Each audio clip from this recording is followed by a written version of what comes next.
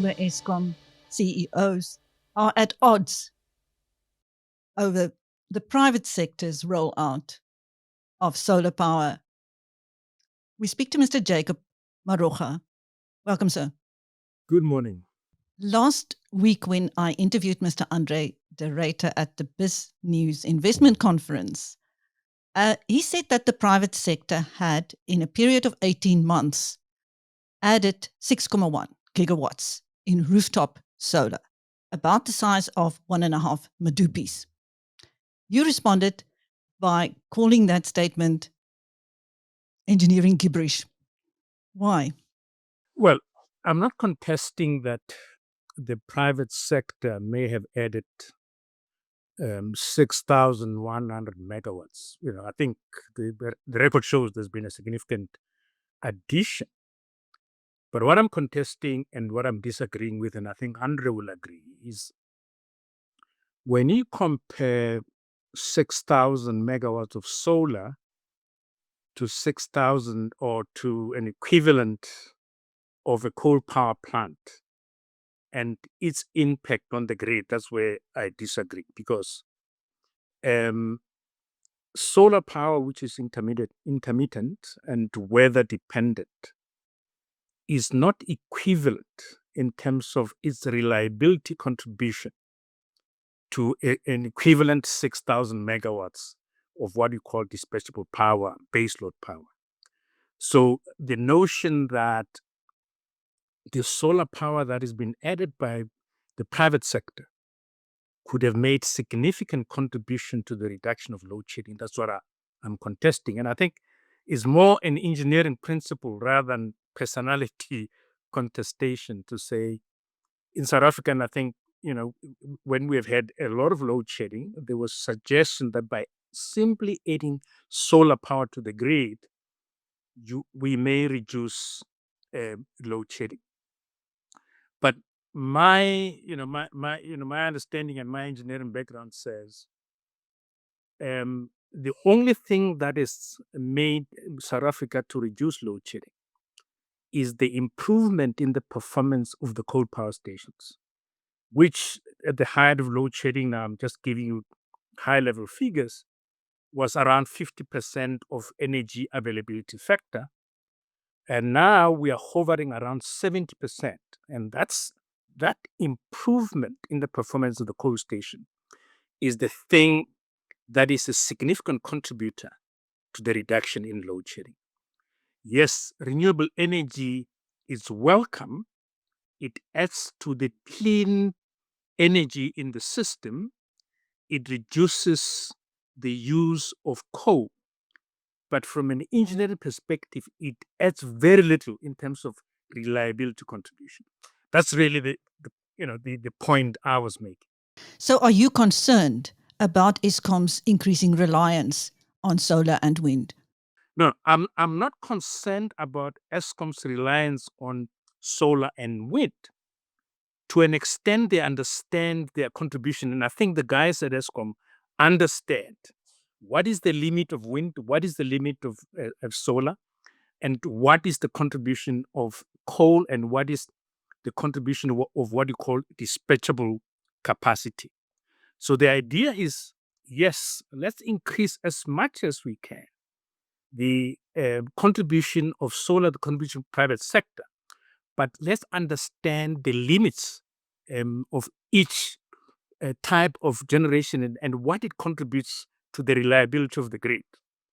Because solar and wind, from a reliability perspective, does not replace the requirement for dispatchable capacity. What happens, and this is now very clear all over the world, where countries are going into renewable, is that rolling out renewable solar and wind does not replace the need for dispatchable power. What happens is that solar and wind requires the backup of the dispatchable capacity. So you don't replace the need, you reduce the use, but you still need this dispatchable capacity in the background, in some cases idly, so that when Wind reduces, they step in. When the sun set, they step in. And in some cases, I mean, even during the day when you have a lot of solar, it can reduce by other factors, cloud cover, rain. So you need both capacities to be able to produce reliable capacity. So the main point, I think, is that one doesn't replace the other. And especially renewables does not replace the need for dispatchable capacity. It works as a complement, but it needs dispatchable capacity as backup. Yes, I think South Africa, I mean, I support the Royal to Renewable in South Africa. We are one of those countries that have endowed in terms of renewable capacity, particularly in the Northern Cape and Western Cape. So to an extent that we need to invest in that, we should. But we should understand, how these two, work together to produce a reliable grid.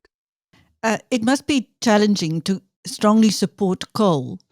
When it took Kusile 16 years to complete at 266 billion in capex, while utility scale solar takes 24 months at much lower cost. Yeah, and I think let's also delve into that, into the cost of renewable versus dispatchable capacity. There are two concepts. There is a concept of technology cost. When you look at the technology cost of solar and wind per unit is much lower. Okay.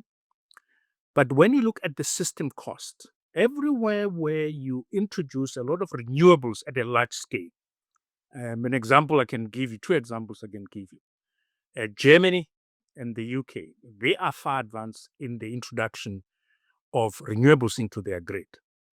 But those two countries have the most expensive electricity in the world. And the question is, why is it so?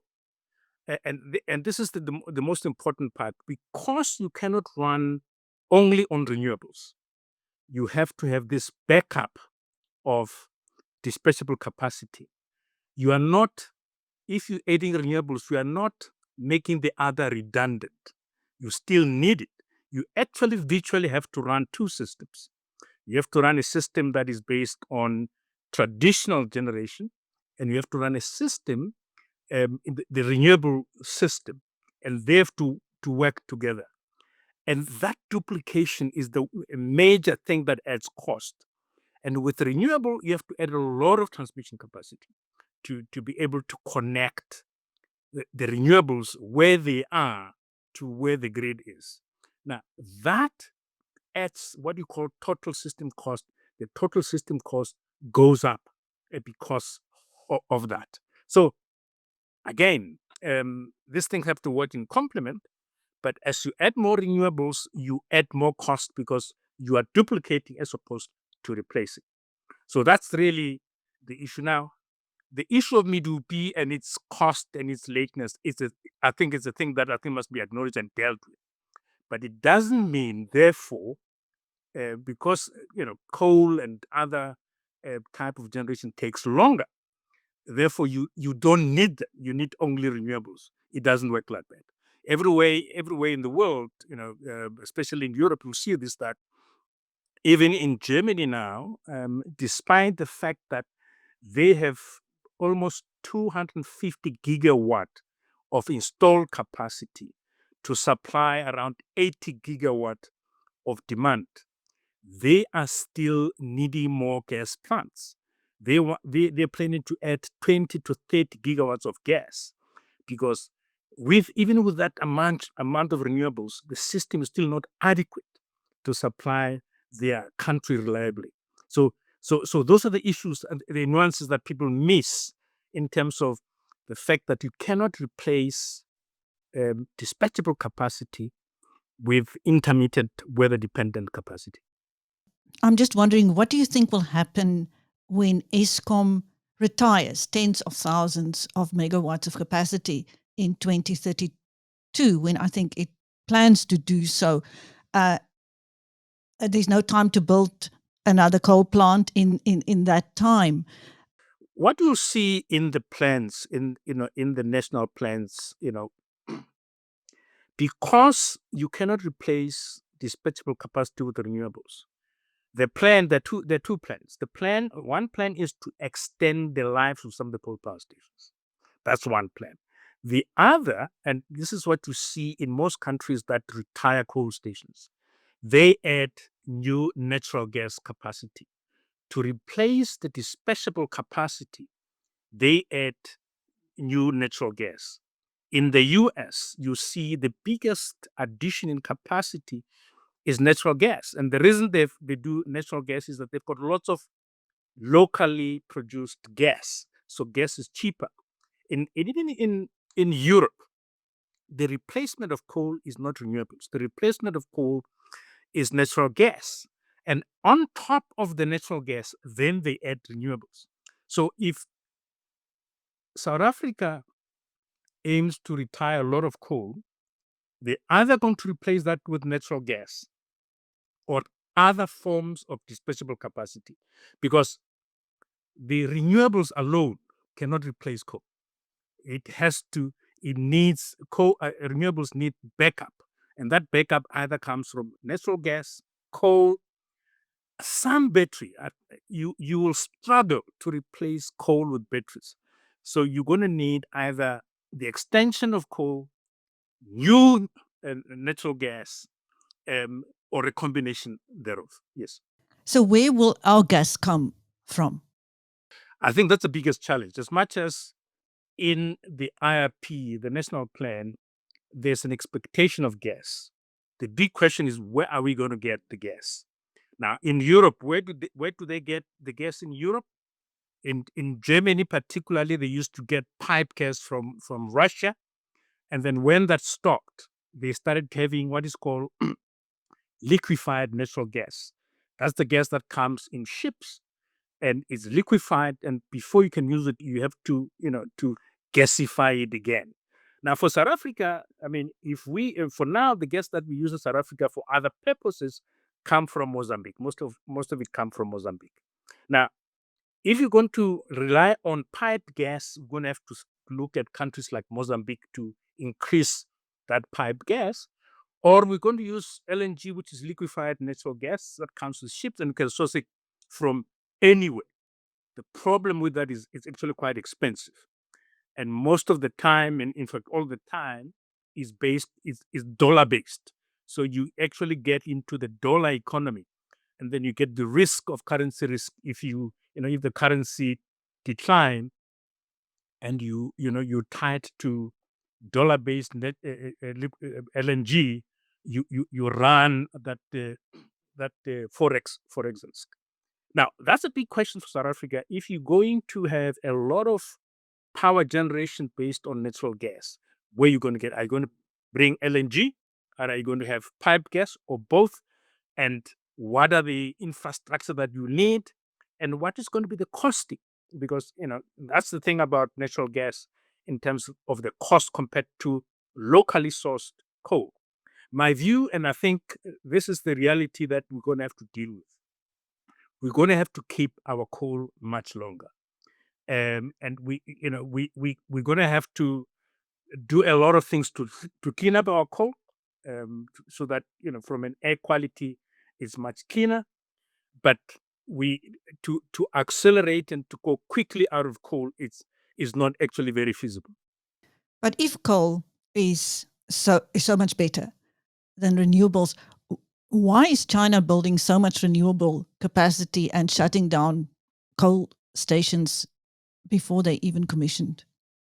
China is not shutting down coal stations. When you look at what China is doing, China is increasing the amount of coal that they're building.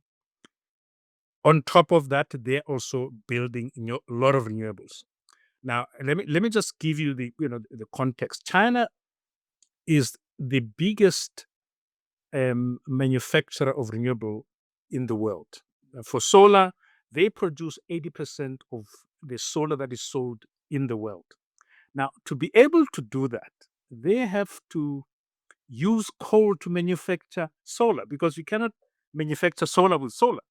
And most of the manufacturing of solar is energy intensive. You smelt things, you use furnaces, and you cannot use solar power to power furnaces. Now, they use a lot of coal to produce a lot of solar and wind and electric vehicles. So there is no suggestion, there's no evidence that China is shutting down a lot of coal. They are increasing their coal production because their manufacturing of the solar panels and related stuff require a lot of energy. But they're also rolling out renewables. But the renewables still a very small percentage of their total electricity production. So for a long time, China will ban a lot of coal and a lot of gas. They are building nuclear. They are building hydro. They are building all sorts of generation capacity alongside their increase of renewables. So they anticipate that they will slow down around 2030 in terms of their um, coal use, but that will also depend whether they fund other generations that can replace coal. But the likelihood of them shutting coal soon is not there, based on the fact that for them to run these factories, the smelters that they are using to produce most of the clean technologies for the world, they require high volumes of electricity, and that volumes of electricity comes from coal. Now, I just want to go to the 36.1% increase that Eskom asked for. How much higher would that have been if it were not for solar and wind? It's difficult. It's difficult to say. I don't think the solar and wind decreases much of the need that Eskom wants for the prices. I haven't done the calculations. The biggest driver of the price of electricity in South Africa, one has been the capital that went into the big build in Eskom. The second part is the increase in the price of coal. And those are the biggest drivers. And of course, there are things like non-payment that goes into that. But for now, I do not believe that renewables having a big impact in terms of the reduction of the prices that Eskom could have requested.